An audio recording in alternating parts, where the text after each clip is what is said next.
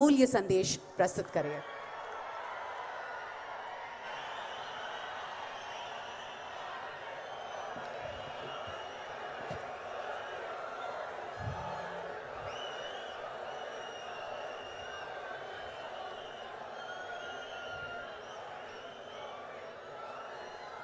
సోదరా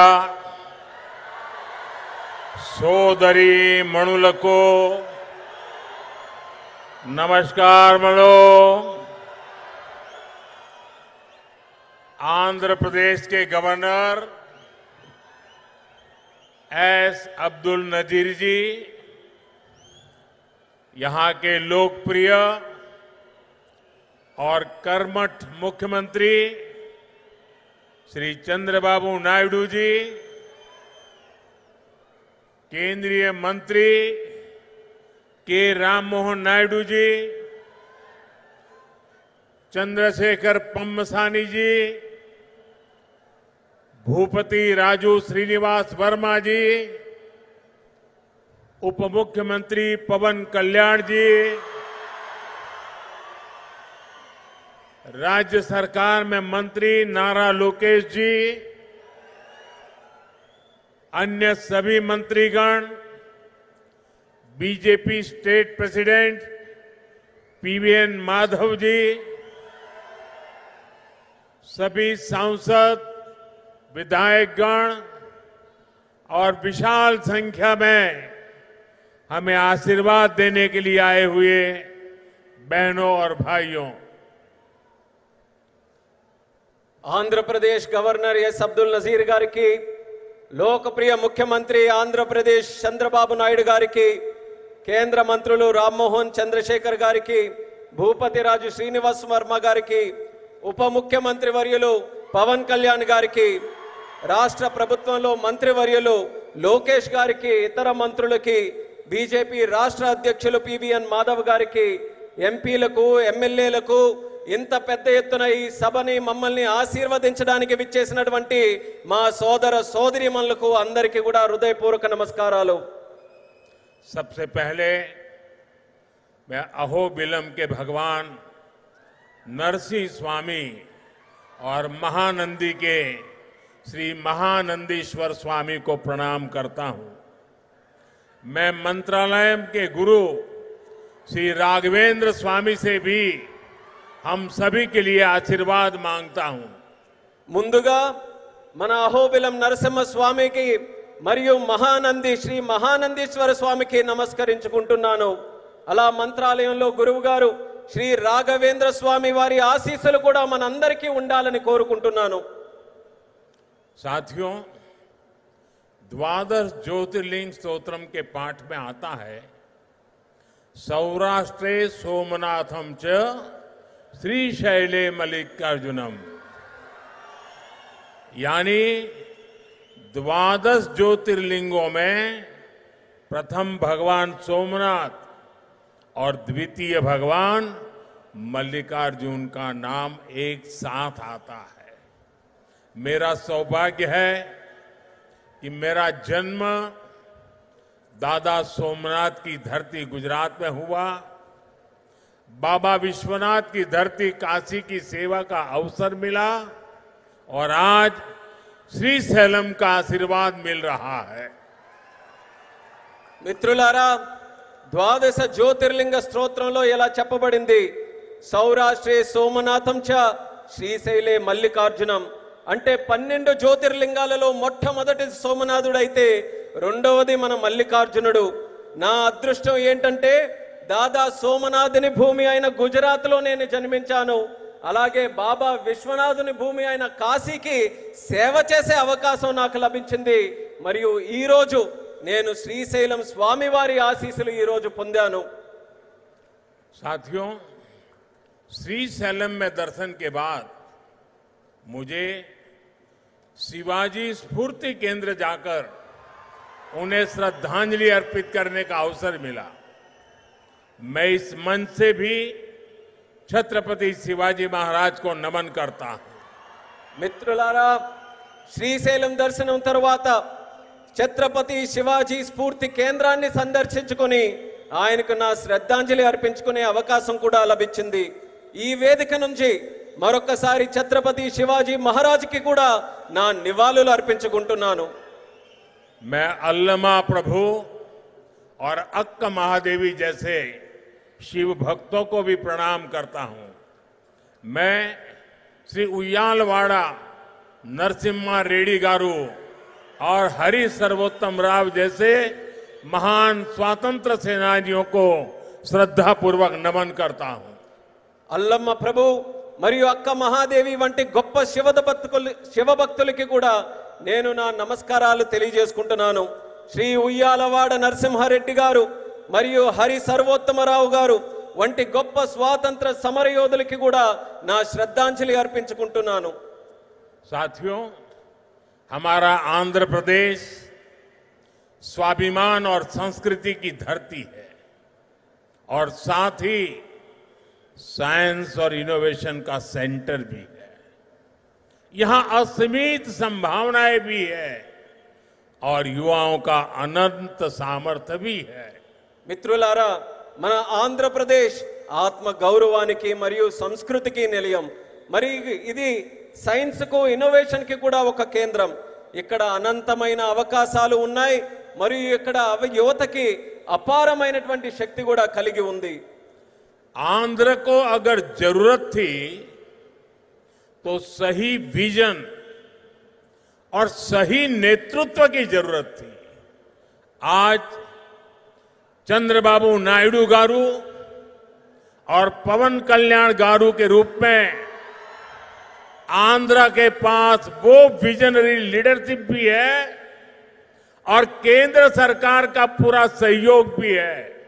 ఆంధ్రాకి ఏదైనా అవసరం ఉంది అంటే ఒక సరైన విజన్ మరియు సరైన నాయకత్వం తాలూకు అవసరం ఉంది. నేడు చంద్రబాబు నాయుడు గారు మరియు పవన్ కళ్యాణ్ గారి రూపంలో ఆంధ్రాకి ఆ శక్తివంతమైనటువంటి నాయకత్వం ఉంది మరియు కేంద్ర ప్రభుత్వం తాలూకా పూర్తి మద్దతు కూడా లభిస్తుంది. साथियों, पिछले 16 महीनों में आंध्र प्रदेश में विकास की गाड़ी तेज गति से दौड़ रही है. डबल इंजन की सरकार में अभूतपूर्व प्रगति हो रही है. आज दिल्ली और अमरावती मिलकर तेज विकास की दिशा में आगे बढ़ रहे हैं. మిత్రులారా, గత 16 నెలల్లో ఆంధ్రప్రదేశ్ లో అభివృద్ధి తాలూకా వాహనం శరవేగంగా కదులుతుంది. డబుల్ ఇంజిన్ ప్రభుత్వంలో రాష్ట్రం అపూర్వమైన ప్రగతి కూడా సాధిస్తుంది. నేడు ఢిల్లీ మరియు అమరావతి ఈ రెండు కలిసి వేగవంతంగా అభివృద్ధి వైపు ముందుకు సాగుతున్నాయి. और जैसा चंद्रबाबू ने कहा, इस तेज गति को देख करके मैं कह सकता हूं कि 2047 में आजादी के जब 100 साल होंगे, विकसित भारत होके रहेगा. చంద్రబాబు గారు చెప్పినట్టు నేను చెప్పగలను. 2047 నాటికి ఎప్పుడైతే భారతదేశం 100 సంవత్సరాలు స్వాతంత్రం సంపాదించుకుని తయారవుతుందో ఆనాటికి ఖచ్చితంగా ఈ భారతదేశం వికసిత భారతదేశంగా తయారవుతుంది.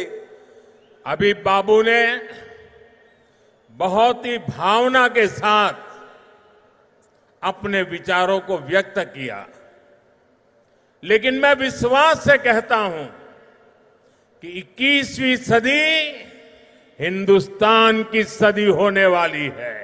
21वीं सदी 140 करोड़ हिंदुस्तानियों की सदी होने वाली है.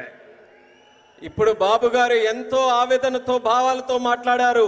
అదే రకంగా నేను కూడా చెప్పగలను, ఈ 21వ శతాబ్దం భారతదేశం తాలూకా శతాబ్దం. ఈ 21వ శతాబ్దం భారతీయులు 140 కోట్ల భారతీయుల తాలూకా శతాబ్దం ఇది.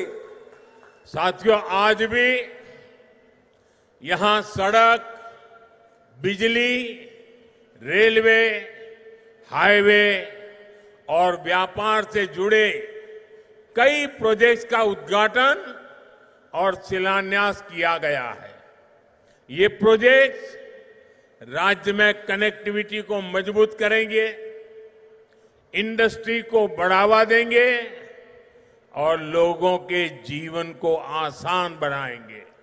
మిత్రులారా, నేడు రోడ్లు, విద్యుత్ రంగం, రైల్వే, హైవేలు మరియు వాణిజ్యానికి సంబంధించిన అనేక ప్రాజెక్టులకి శంకుస్థాపన మరియు ప్రారంభోత్సవం చేసుకుంటున్నాం. ఈ ప్రాజెక్టుల వల్ల రాష్ట్రంలో కనెక్టివిటీ బలోపేతం అవుతుంది మరియు పరిశ్రమలకి ఊతమిస్తూ మరియు ప్రజల జీవితాన్ని కూడా సులభం చేసే అవకాశం కల్పిస్తుంది. इन परियोजनाओं से करनूल और आसपास के इलाकों को बहुत फायदा मिलेगा. मैं इन परियोजनाओं के लिए राज्य के सभी लोगों को बधाई देता हूं. ఈ ప్రాజెక్టుల వల్ల కర్నూలు మరియు పరిసర ప్రాంతాలకు ఎంతో ప్రయోజనం చేకూరుతుంది. ఈ ప్రాజెక్టుల కోసం రాష్ట్ర ప్రజలందరికీ కూడా మరొక్కసారి నా తాలూకా అభినందనలు తెలియజేసుకుంటున్నాను. साथियों, किसी भी देश और राज्य विकास के लिए एनर्जी सिक्योरिटी बहुत जरूरी है. आज यहां बिजली के क्षेत्र में अराउंड 3000 करोड़ रुपीस का ट्रांसमिशन प्रोजेक्ट शुरू हुआ है. इससे देश की एनर्जी कैपेसिटी और बढ़ेगी. మిత్రులారా, ఏ దేశమైనా రాష్ట్రమైనా అభివృద్ధి చెందాలనంటే ఇంధన భద్రత చాలా కీలకం. నేడు విద్యుత్ రంగంలో కూడా దాదాపు 3000 కోట్ల రూపాయలు విలువైన ట్రాన్స్మిషన్ ప్రాజెక్టులు కూడా మనం ప్రారంభించుకుంటున్నాం. దీని ద్వారా దేశం తాలూకా ఇంధన సామర్థ్యం కూడా మరింత పెరగబోతుంది. साथियों, तेज विकास के बीच हमें पुरानी स्थितियों को भी भूलना नहीं है. 11 साल पहले जब केंद्र में कांग्रेस सरकार थी, तब प्रति व्यक्ति इलेक्ट्रिसिटी की खपत औसतन 1000 यूनिट से भी कम थी. तब देश को ब्लैकआउट जैसी चुनौतियों का भी सामना करना पड़ता था. हमारे गांवों में बिजली का खंभा भी नहीं लगा था. మిత్రులారా, వేగవంతమైన అభివృద్ధి మధ్య మనం గతాన్ని మాత్రం మర్చిపోకూడదు. 11 సంవత్సరాల క్రితం కేంద్రంలో కాంగ్రెస్ ప్రభుత్వం అధికారంలో ఉన్నప్పుడు సగటు తలసరి విద్యుత్ వినియోగం 1000 యూనిట్ల కంటే చాలా తక్కువగా ఉండేది. అప్పుడు దేశం కూడా అనేక విద్యుత్ కోతలు వంటి సవాళ్లు కూడా ఎదుర్కొంది. వేలాది గ్రామాలలో కనీసం విద్యుత్ స్తంభాలు కూడా ఏర్పాటు చేయలేనటువంటి దుస్థితి ఉండేది. आज क्लीन एनर्जी से लेकर देश के टोटल एनर्जी प्रोडक्शन तक भारत हर क्षेत्र में नए रिकॉर्ड बना रहा है. आज देश के हर गांव तक बिजली पहुंच चुकी है. प्रति व्यक्ति इलेक्ट्रिसिटी का इस्तेमाल बढ़कर 1400 यूनिट हो गया है. इंडस्ट्री से लेकर हाउस होल्ड तक सबको पर्याप्त बिजली मिल रही है. నేడు భారతదేశంలో క్లీన్ ఎనర్జీ నుంచి టోటల్ ఎనర్జీ ప్రొడక్షన్ వరకు ప్రతి రంగంలో కూడా మన దేశం కొత్త రికార్డుల్ని సమకూర్చుకుంటుంది. నేడు దేశంలోని ప్రతి గ్రామం కూడా మనం చూసుకుంటే విద్యుతీకరణ జరిగింది. తలసరి విద్యుత్ వినియోగం ఇప్పుడు 1400 యూనిట్లకి పెరిగింది. పరిశ్రమ నుండి గృహాల వరకు ప్రతి ఒక్కరికి కూడా తగినంత విద్యుత్ ఈ రోజు చక్కగా లభిస్తుంది. साथियों, देश की इस एनर्जी रिवॉल्यूशन का एक बड़ा केंद्र हमारा आंध्र प्रदेश है. चंद्रबाबू के नेतृत्व में आज यहां श्रीकाकुलम से अनुगुल तक नेचुरल गैस पाइपलाइन प्रोजेक्ट शुरू हुआ है. ये पाइपलाइन लगभग 15 लाख घरों को गैस सप्लाई देगी. మిత్రులారా, దేశంలో ఈ ఇంధన విప్లవానికి మన రాష్ట్రం ఆంధ్రప్రదేశ్ ఒక ప్రధాన కేంద్రంగా ఉంది. మన ముఖ్యమంత్రి వర్యులు చంద్రబాబు నాయుడు గారి నేతృత్వంలో ఈ రోజు శ్రీకాకుళం నుంచి అంగుల్ వరకు సహజ వాయువు పైప్ లైన్ ప్రాజెక్టు ప్రారంభించబడింది. ఈ పైప్ లైన్ సుమారు 15 లక్షల ఇళ్లకు గ్యాస్ సరఫరా కూడా చేయబడుతుంది. आज चित्तूर में एलपीजी बॉटलिंग प्लांट शुरू हुआ है. ये प्लांट रोजाना 20,000 सिलेंडर्स भरने की क्षमता रखता है। इससे लोकल ट्रांसपोर्ट और स्टोरेज सेक्टर में जॉब्स बढ़ेगी, युवाओं को नए अवसर मिलेंगे। ఈ రోజు చిత్తూరులో కూడా ఎల్పిజి బాట్లింగ్ ప్లాంట్ ప్రారంభించబడింది. ఈ ప్లాంట్ రోజుకు 20,000 సిలిండర్లను నింపే సామర్థ్యం కలిగి ఉంది. ఇది స్థానిక రవాణా మరియు స్టోరేజ్ రంగంలో ఉద్యోగాలను పెంచుతుంది మరియు యువతకి మరిన్ని కొత్త అవకాశాలు కూడా కల్పించే బాధ్యత తీసుకుంటుంది.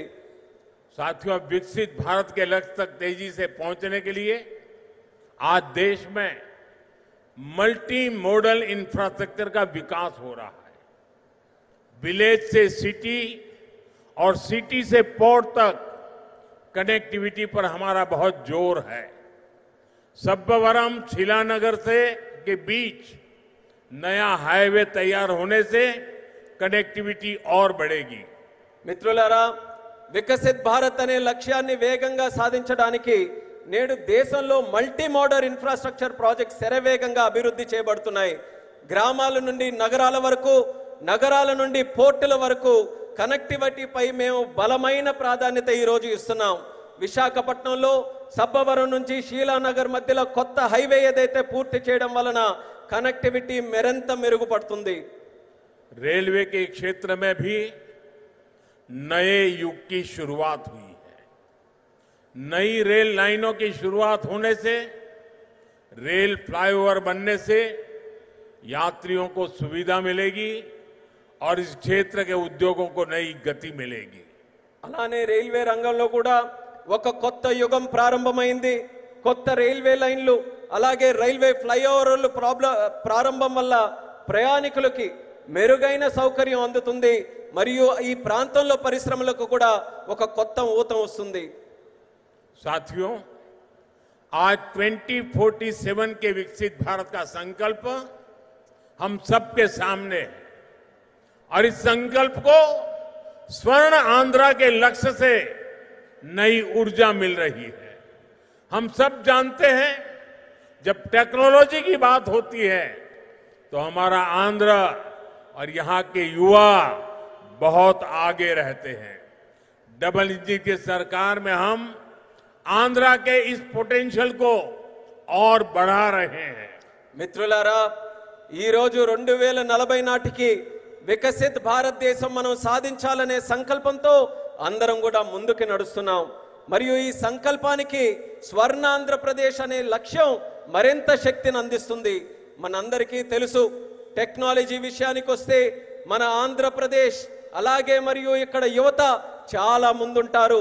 డబుల్ ఇంజిన్ ప్రభుత్వంలో మేము ఆంధ్రప్రదేశ్ యొక్క ఈ ప్రత్యేక సామర్థ్యాన్ని మరింత పెంచబోతున్నాం. साथियों, आज भारत की और आंध्र प्रदेश की स्पीड और स्कोप, इसको पूरी दुनिया देख रही है। 2 दिन पहले ही आंध्र प्रदेश में गूगल ने बड़ा निवेश करने का ऐलान किया है।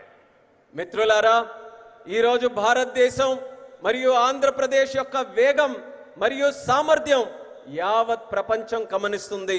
2 రోజుల క్రితం గూగుల్ లాంటి ప్రధానమైన సంస్థ ఆంధ్రప్రదేశ్లో ఒక పెద్ద పెట్టుబడిని కూడా ప్రకటించింది. गूगल यहां हमारे आंध्र प्रदेश में भारत का पहला आर्टिफिशियल इंटेलिजेंस हब बनाने जा रही है। और कल जब मैं गूगल के सीईओ से बात कर रहा था, उन्होंने मुझे कहा कि अमेरिका के बाहर दुनिया के कई देशों में हमारा निवेश है, लेकिन सबसे ज्यादा निवेश अब हम आंध्र में करने जा रहे हैं। इस नए एआई हब में powerful AI infrastructure, data centre capacity, large scale energy sources और एक्सपांडेड फाइबर ऑप्टिक नेटवर्क शामिल है। నిన్న గూగుల్తో నేను మాట్లాడుతున్నప్పుడు తెలుసుకున్నాను, వాళ్ళు కూడా నాకు చెప్పారు, అమెరికా బయట చాలా పెట్టుబడులు మా ఉన్నాయి, కానీ అన్నిటికంటే అందులో పెద్ద పెట్టుబడి మేము ఆంధ్రాలో నేడు పెట్టబోతున్నామని వాళ్ళందరూ కూడా నాకు చెప్పారు. ఈ కొత్త ఏఐ హబ్లో శక్తివంతమైన ఏఐ ఇన్ఫ్రాస్ట్రక్చర్, అలాగే డేటా సెంటర్ సామర్థ్యం, పెద్ద ఎత్తున శక్తి వనరులు మరియు విస్తరించిన ఫైబర్ ఆప్టిక్ నెట్వర్క్ కూడా ఉండబోతున్నాయి. साथियों, गूगल के इस एआई हब इन्वेस्टमेंट में एक नया इंटरनेशनल सबसी गेटवे बनाया जाएगा. इसमें कई इंटरनेशनल सबसी केबल्स शामिल होंगे जो भारत के ईस्टर्न कोस्ट पर विशाखापट्टनम तक पहुंचेगी. మిత్రులారా, ఈ గూగుల్ ఆర్టిఫిషియల్ ఇంటెలిజెన్స్ హబ్ ఏదైతే ఉందో ఈ పెట్టుబడితో కొత్త అంతర్జాతీయ సబ్సీ గేట్వే కూడా తయారవబోతుంది. ఇందులో అంతర్జాతీయ సబ్సీ కేబుల్ వల్ల మన భారతదేశం యొక్క తూర్పు తీరంలో ఉన్న విశాఖపట్నం నగరం మరింత బలోపేతమై ఈ కేబుల్స్ అన్ని కూడా అక్కడ చేరుకోబోతున్నాయి. साथियों, इस प्रोजेक्ट से विशाखापट्टनम एक एआई और कनेक्टिविटी हब के रूप में स्थापित होगा. ये केवल भारत ही नहीं बल्कि पूरी दुनिया को सेवा देगा. मैं इसके लिए आंध्र के लोगों को विशेष बधाई देता हूं और चंद्रबाबू के विजन की भूरी भूरी प्रशंसा करता हूं. మిత్రులారా, ఈ ప్రాజెక్టు విశాఖపట్నం ఒక ఆర్టిఫిషియల్ ఇంటెలిజెన్స్ మరియు కనెక్టివిటీ హబ్గా ఏర్పాటు చేయబోతుంది. ఇది కేవలం భారతదేశానికే కాకుండా యావత్ ప్రపంచానికి కూడా ఇది సేవ చేయబోతుంది. దీనికి ఆంధ్రప్రదేశ్ రాష్ట్ర ప్రజలందరికీ కూడా ప్రత్యేక అభినందనలు తెలియజేసుకుంటున్నాను. అలాగే మన ముఖ్యమంత్రి వర్యులు చంద్రబాబు నాయుడు గారి తాలూకా విజన్ కి కూడా ప్రత్యేకంగా నేను ప్రశంసిస్తున్నాను. साथियों, भारत के विकास के लिए आंध्र प्रदेश का विकास जरूरी है और मैं मानता हूं आंध्रा के विकास के लिए रायलसीमा का विकास भी जरूरी है. आज कर्नूल की जमीन पर जो काम शुरू हुए हैं, ये रायलसीमा के हर जिले में जॉब्स और प्रॉस्पेरिटी के नए दरवाजे खोलेंगे. इन प्रोजेक्ट से यहां इंडस्ट्रियल डेवलपमेंट को और गति मिलेगी. మిత్రులారా, భారతదేశ అభివృద్ధికి ఆంధ్రప్రదేశ్ అభివృద్ధి చాలా అవసరం. అలానే ఆంధ్రప్రదేశ్ యొక్క అభివృద్ధికి రాయలసీమ అభివృద్ధి కూడా అంతే అవసరమైనదని నేను నమ్ముతున్నాను. ఈ రోజు కర్నూలు గడ్డపై ప్రారంభమైన పనులు రాయలసీమలోని ప్రతి జిల్లాలో ఉద్యోగాలు సృష్టిస్తాయి మరియు ఈ ప్రాంత ప్రగతికి సరికొత్త ద్వారాలు కూడా తెరిపిస్తాయి. ఈ ప్రాజెక్టుల ద్వారా ఇక్కడ పారిశ్రామిక అభివృద్ధి మరింత వేగవంతంగా ముందుకు నడుస్తుంది. साथियों, हमें आंध्र प्रदेश के तेज विकास के लिए नए इंडस्ट्रियल कॉरिडोर्स और हब बनाने होंगे. इसके लिए सरकार अरवक्कल और कोप्परती को आंध्र प्रदेश की नई इंडस्ट्रियल आइडेंटिटी के रूप में डेवलप कर रही है. अरवक्कल और कोप्परती में निवेश बढ़ने से रोजगार के नए अवसर भी लगातार बढ़ रहे हैं. మిత్రులారా, ఆంధ్రప్రదేశ్ వేగవంతమైన అభివృద్ధి కోసం మనం కొత్త పారిశ్రామిక కారిడార్లను మరియు కేంద్రాలని సృష్టించుకోవాలి. ఈ లక్ష్యంతో ఆంధ్రప్రదేశ్ ప్రభుత్వం ఓర్వకల్ మరియు కొప్పర్తి ఈ రెండు కొత్త పారిశ్రామిక కారిడార్స్ ను కూడా గుర్తించి అభివృద్ధి చేస్తుంది. ఓర్వకల్లో మరియు కొప్పర్తిలో పెరుగుతున్న పెట్టుబడులతో ఉపాధి అవకాశాలు కూడా క్రమంగా పెరుగుతున్నాయి.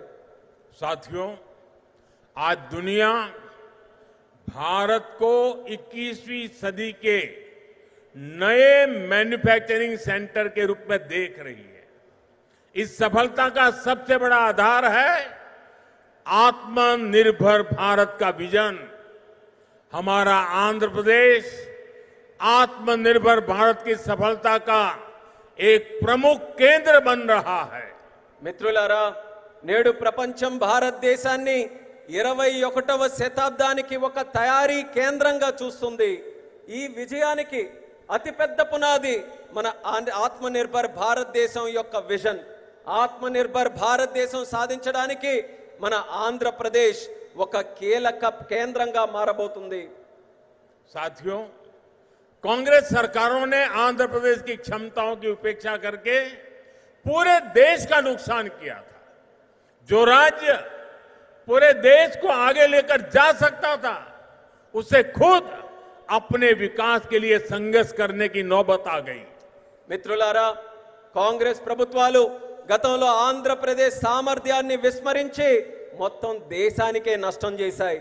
మొత్తం దేశాన్ని ముందుకు నడిపించగలిగినటువంటి శక్తి మన ఆంధ్రప్రదేశ్ రాష్ట్రానికి ఉంటే, మన ఆంధ్రప్రదేశ్ రాష్ట్రం మాత్రం తన సొంత అభివృద్ధి కోసం పోరాటం చేసుకునేటటువంటి దుస్థితి కలిగింది.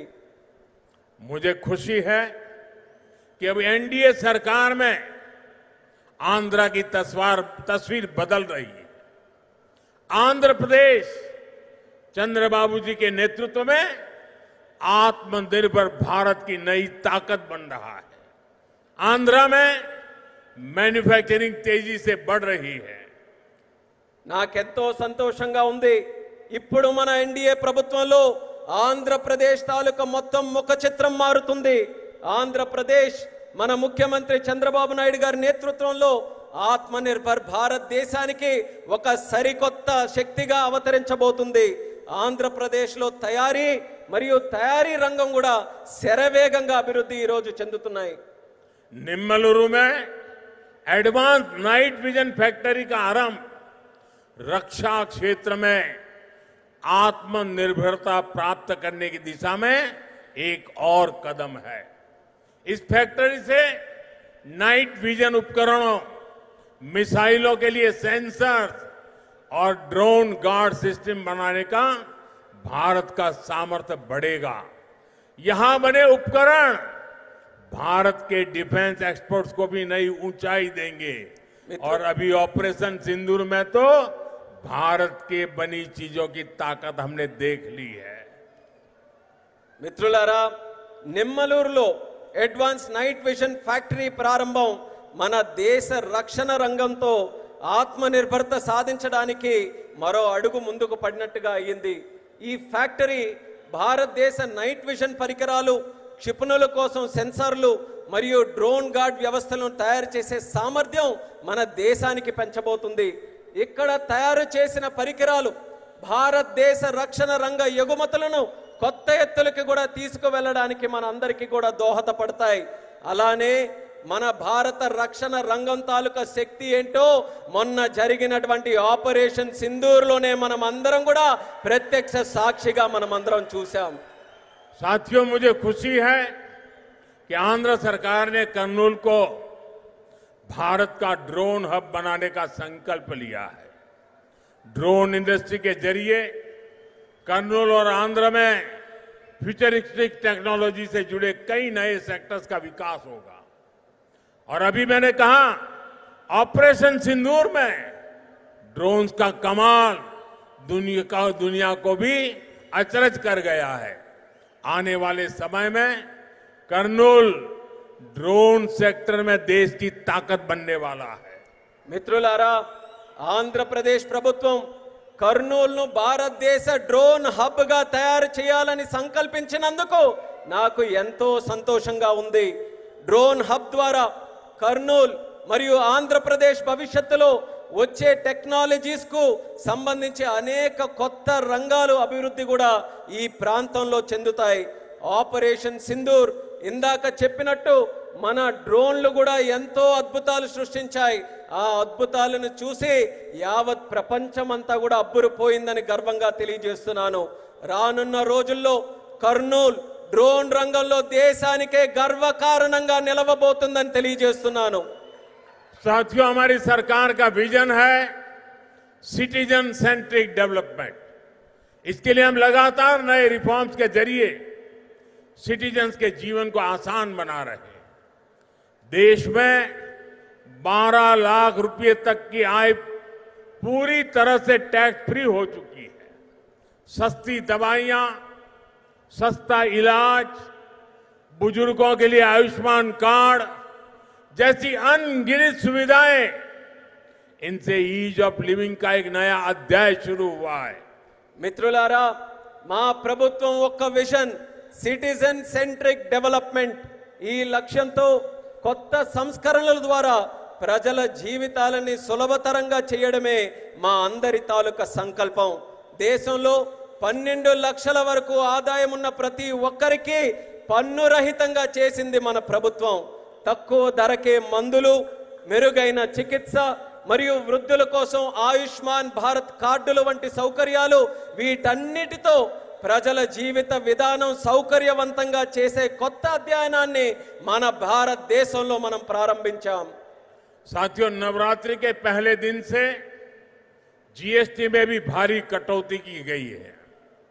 मुझे देखकर बहुत खुशी है कि नारा लोकेश गारू के नेतृत्व में यहां लोग जीएसटी बचत उत्सव को सेलिब्रेट कर रहे हैं। आप इतनी सफलता से सुपर जीएसटी सुपर सेविंग अभियान भी चला रहे हैं। మిత్రులారా, నవరాత్రుల తాలూకా మొట్టమొదటి రోజు నుంచి జీఎస్టీ పై భారం కూడా మన ప్రభుత్వం తగ్గించింది. నాకు చాలా సంతోషంగా ఉంది. యువ నాయకుడు నారా లోకేష్ గారి నాయకత్వంలో ఇక్కడ ప్రజల అందరూ కూడా జీఎస్టీ పొదుపు ఉత్సవాన్ని ఒక పండగ వాతావరణంలో మీరందరూ జరుపుకున్నారు. మీరు సూపర్ జీఎస్టీ సూపర్ సేవింగ్స్ అనే కార్యక్రమం తాలూకా ప్రచారం కూడా ఇంతే విజయవంతంగా ప్రతి ఒక్కరు కూడా నిర్వహించారు. मुझे बताया गया है कि आंध्र प्रदेश लोगों को नेक्स्ट जनरेशन जीएसटी रिफॉर्म से 8,000 करोड़ रुपए से ज्यादा की सेविंग होगी। ये सेविंग्स इस बार त्योहारों का आनंद और बढ़ा रही है। लेकिन मेरा एक आग्रह भी है, हमें जीएसटी बचत उत्सव को वोकल फॉर लोकल के संकल्प के साथ मनाना है। నాకిప్పుడే చెప్పారు, నెక్స్ట్ జన్ జీఎస్టీ సంస్కరణల ద్వారా ఆంధ్రప్రదేశ్ ప్రజలకు 8,000 కోట్లకి పైగా ఆదా చేసుకునే పరిస్థితి వచ్చింది. ఈ పొదుపులు ఈ పండగ సీజన్ యొక్క ఆనందాన్ని మరింత పెంచబోతున్నాయి. కానీ నా తాలూకా అభ్యర్థన కూడా ఈ రాష్ట్ర ప్రజలందరికీ ఉంది. మనం ఈ జీఎస్టీ పొదుపు ఉత్సవాన్ని ఏదైతే నిర్వహించుకుంటున్నామో ఇందులో మనం స్థానికుల కోసం బలంగా వోకల్ ఫర్ లోకల్ అనే సంకల్పంతో స్థానిక తయారీ రంగాన్ని ప్రోత్సహించే విధంగా జరుపుకోవాలి. साथियों, विकसित आंध्र से ही विकसित भारत का सपना पूरा होगा। मैं एक बार फिर नए प्रोजेक्ट के लिए आंध्र प्रदेश के सभी लोगों को बहुत बहुत बधाई देता हूं। मेरे साथ बोलिए, भारत माता की। మిత్రులారా, వికసిత్ ఆంధ్రప్రదేశ్తోనే వికసిత్ భారతదేశం యొక్క కళ నెరవేరుతుంది. నేను మరోసారి ఈ కొత్త ప్రాజెక్టుల తాలూకా శంకుస్థాపన మరియు ప్రారంభోత్సవం సందర్భంగా ఆంధ్రప్రదేశ్ రాష్ట్ర ప్రజల అందరికీ కూడా హృదయపూర్వకమైనటువంటి అభినందనలు తెలియజేసుకుంటున్నాను. భారత్ మాతాకి. यहां कोई 2 बच्चे कब से वो पेंटिंग लेके खड़े हैं, जरा हमारे एसपीजी के लोग इसको कलेक्ट कर लें। ఇద్దరు పిల్లలు ఇక్కడ చిత్రాలను పట్టుకుని ఉన్నారు. ఎస్పీజీ వాళ్ళు కాస్త ఆ చిత్రాలను నా వరకు పంపించవాలి. उनसे कलेक्ट कर लीजिए वहां से। मेरे साथ बोलिए, भारत माता की జై, भारत माता की జై, भारत माता की జై. बहुत बहुत धन्यवाद। అందరికీ ధన్యవాదాలు.